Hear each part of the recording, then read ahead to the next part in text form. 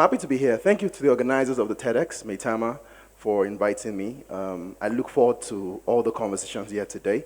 Ideas worth sharing. So what now? My name is Tola Onayemi. I'm Ed Trade Remedies and Assistant Chief Negotiator for Nigeria.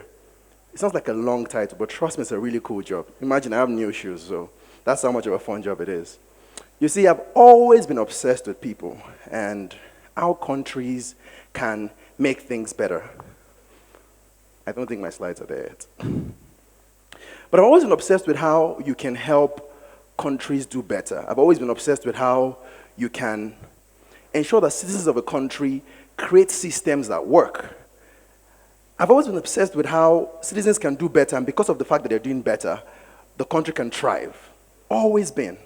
In fact, I remember when I was in primary school, I think it was primary 2, my teacher had actually asked, he said, what do you guys love the most? What's your favorite thing in the world? And you know, primary 2 students, everyone had all kinds of ideas, from video games to holidays, all kinds of things. I said people. You know, a Nigerian teacher, I got a good beating. But the fact is, I've always loved people. If I remember once, I tweeted that my biggest aspiration is to get to the point where they tell me that my ideas have helped at least 100 countries move from developing to developed. So I've always been obsessed about this. And by the way, I have magic powers. When I snap my finger, the slides will move. Man, party tricks. All right. So like I said, I've always been. And so we're going to answer 2 questions today. The first question is this: how can countries create frameworks that help citizens do better? And second one is this: how can the activities of citizens be focused to help a country develop? I'm really liking this snapping thing. I feel like a magician. I don't even have a clicker. All right. Now, because I love traveling, this took me on a journey of exploring several countries. What's been their history? How have they gotten this to work? So let's start with the United Kingdom, the UK, Nigeria's colonial head.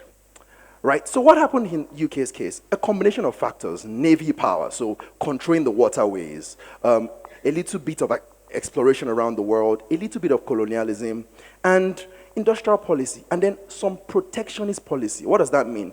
Well, basically it means protecting your small industries from ensuring that external countries can access your market. So the UK did that.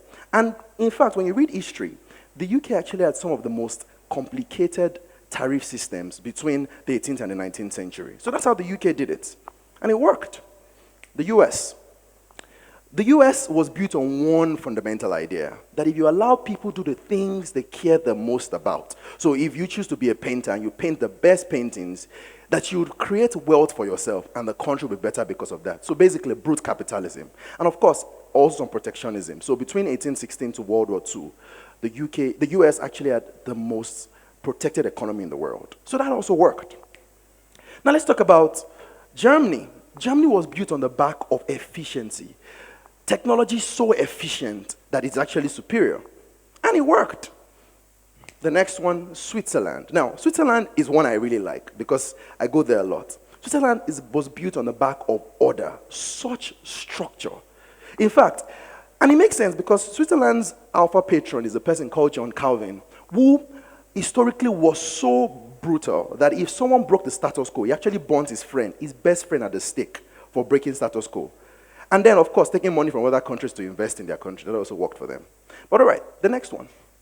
Now, Japan. Japan tried a system where state-owned enterprises would invest in targeted industries and then model factories, and that worked. And then China. Now, China is an interesting one. China flipped everything on its head. China did a system of central planning where the government determines where to invest, where not to invest, what to do, what not to do, and it worked. In fact, there's a popular quote by a World Bank director that says that China worked because they did everything we said they should not do. So that also worked. Now, what are the trends we see in all this? 2 things. One, there's actually no model economic formula for how a country moves from one place to another place. In fact, every country has experimented. If there's anything you learn, it's that every country experiments and adapts. But the second important thing you'd see is that every growth was driven entirely by people. Real, breathing, living, speaking people. And that's interesting, because if we say there are 2 things, and one is not the reason because everyone just keeps adapting, then we want to study more on the second one. People, right? Great. So let's do that together. Now, I've done my own studies, and I've identified 5 things that I think are the reasons that these people in countries that have taken off and have worked out well have done. Now, you can add your list to it. Of course, you're very smart people, so I'm sure you have another list of 10. But I'm going to focus on my own 5. Agreed? All right. People. Now, why people? Because in the end, a country's productivity is a sum total of the productivity of the people inside that country. So for instance, you're a painter, I develop an app, you're an artist, whatever it is you do. As everyone starts to do their own component individual parts, what happens is that the country's productivity balloons because of that. So that's basically the idea. But now, there's some telltale signs that each of these countries that are taking off, that have moved from wherever they were to where they should be, have done. And I'll touch on those ones. One is a flexibility about the education system. What do I mean?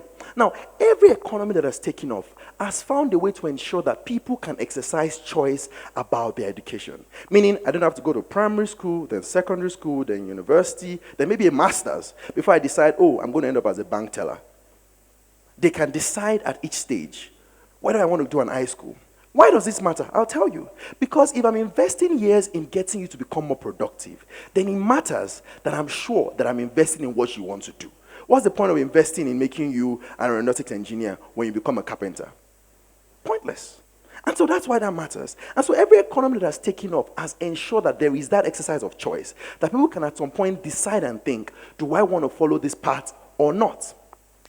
The second thing is the respect for human life. Now, don't get on your high horses. This is not about killing and living. This is actually something more nuanced. Now, let's use a very basic analogy. When someone lives for, say, 80 years, you're basically counting their time in this world, right? So, if you live 80 years, you're basically counting 365 days times 80 years. So basically, life is time. Now, there's even something more nuanced, because when you work 20 hours a week for a month and you get paid a salary, you're basically exchanging your life for wages. You're exchanging your life for money. Finish. Now, what that tells you is simple, is that every economy that has found a way to take off has found a way to ensure that there's serious value placed on each of their individuals' life or time. Why? Because their productivity is what ensures a country can take off. And now that tells you something, that African time might actually be a bigger problem than we think. Because you're not just wasting a person's time, you're wasting a person's life. And every country that's taken off has figured a way to make that work. In fact, in Switzerland in 2012, Switzerland actually voted against having extra holidays. Can you believe that? Why? Because according to them, if we take an extra holiday, that's one less day of productivity for the country. That's how serious these countries take the issues of respect for human time or life. All right. Next one is every country that has taken off, and this is the third one, has found a way to ensure that the perception of their citizens for wealth, status, and money matters. Now, what is wealth? Wealth basically is an asset that earns, whether you're doing something or not. What is money? Money basically is a means to transfer value or wealth. What is status? Basically your position in society. Now, every society that has taken off has found a way to ensure that people understand that the pursuit, the only reasonable pursuit is not money, is not status, but wealth. Assets that can create. So when we all sing 30 billion for the account, we're actually just emphasizing a very bad idea. Because 30 billion in your account does not really produce more. And that's what every of these economies have found a way to emphasize. They found a way to emphasize equity, not rent. They found a way to emphasize that people should invest their time in specific knowledge that can create value and not just working for a salary. Every of these economies have found a way to focus on an economy that builds and sells. Why? Because you understand that wealth is only made when people venture out. So people like Sir Drake in the United Kingdom, the popular explorer that would on a ship venture into new lands, they've understood that people must create wealth, assets that matter. The fourth thing that every of these countries, that people have found a way to figure out, is that intangible assets are a big deal. When I say intangible asset, I mean not brick and mortar like these that you can touch, but intangible things, ideas, intellectual property, concepts. They found a way to emphasize that these things matter a lot more than even brick and mortar. That's why today we're franchising the TEDx arm here. That's just intellectual property. They found a way to ensure that they can emphasize that greed is not a bad thing. Why? Because greed is the reason why a Dangote, as rich as he is, keeps doing business and doesn't shut down and just go home. And that's jobs. They found a way to emphasize that people should have individual identities in the country. Why? I'll tell you. Because as a startup, if I'm going to create wealth, my identity should be my first capital. I can give my identity and exchange for capital and build wealth. This is something these people have found a way to emphasize, that intangible resource is something serious. The next thing, and this is very interesting, is they found a way to emphasize consequence. I say this every time, that Nigeria is not special, in the sense that every country only needs consequence management. What does that mean? That actions have consequences, whether good or bad. Every country that's taken over has found a way to help their people understand this. That listen, every action has consequences. That there's something called ripple effect, meaning when I do something here, there's an outcome, there's an output, there's causation.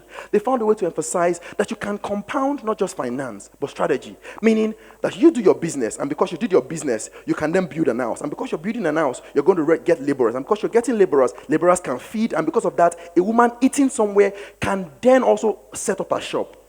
Ripple effect. And that one thing leads to another. How does all this tie up? Let me tell you a story. This was in the 19th century, the late 19th century, long before Shaku Shaku became a very popular dance step. Three very popular guys. John D. Rockefeller, Andrew Carnegie, and J.P. Morgan.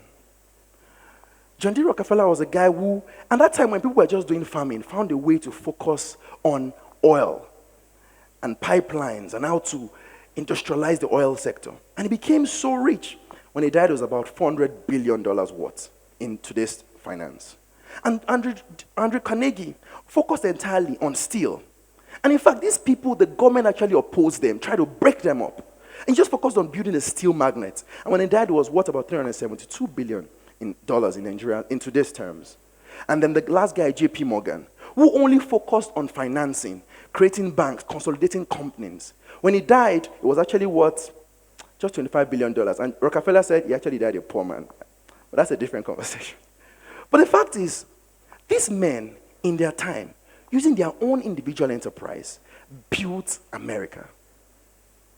Not because of the country, not because of the government, but because they were doing their individual enterprise. And that's what this entire talk is about. That the way for an economy to grow, or the way for an economy to come to reign, is people. Individuals like yourself, human capital. You doing your business as an app developer, you doing your business as an entrepreneur, you doing your business as a painter, you doing your business as a writer. Everyone doing their individual businesses, growing enterprises, hiring more people, growing something. That in the end is the only real way an economy that takes off or tanks. That is the only real way that real sustainable growth comes to any economy. And so we can write theatrics and write a lot of theories. But in the end, any economy only rises on the back of that simple principle. Real individuals, breeding, speaking, creating real wealth, assets that last, investing in becoming more productive, not wasting their time, focused on intellectual property and intangible assets, and understanding that when all these things come together, people doing their things in their different individual places, it creates a massive balloon effect, which sometimes we call an economic boom. That is the only real way an economy takes off or tanks. That's all I was going to say. Oh, and thank you for coming to my TED Talk.